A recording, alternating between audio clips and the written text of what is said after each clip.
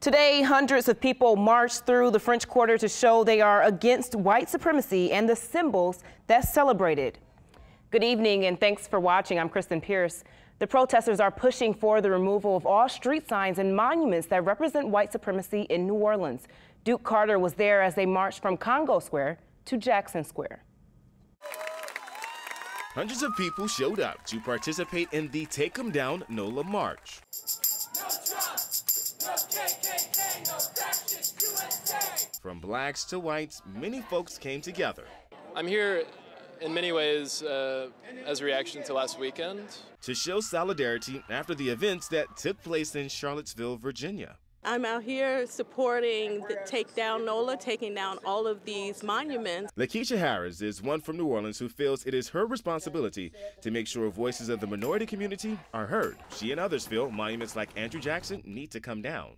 To really stand for justice, to stand for peace and love, and be able to bring more to the conversation of taking down these statues like Andrew Jackson and everyone else that represented white supremacy. The group marched throughout the quarter, getting support and cheers from those who live there. It's a beautiful thing to see everybody gathered and knowing what the cause is. Members in Take 'em Down NOLA want to see the city release a timeline of immediate removal for the monuments and street signs dedicated to white supremacists.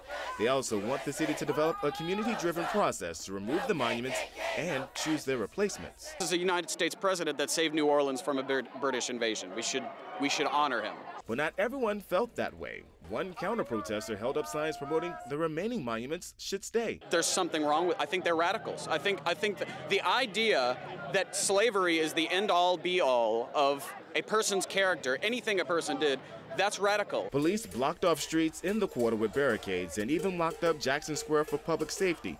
But in the meantime, folks part of the march are just hoping for better race relations.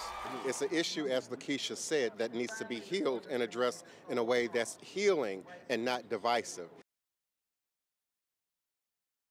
People out there, Duke, did anyone get arrested? I know there were two sides out there. Did they have any arrests at all? For the most part, you have to give credit to NOPD. For the most part, no one, as I saw, got arrested. I mean, of course, you had like a lot of tension on both sides, but there was one woman who had glitter, who basically sprayed or poured glitter on one of the counter-protesters, the one we saw in the video, who was holding up the signs.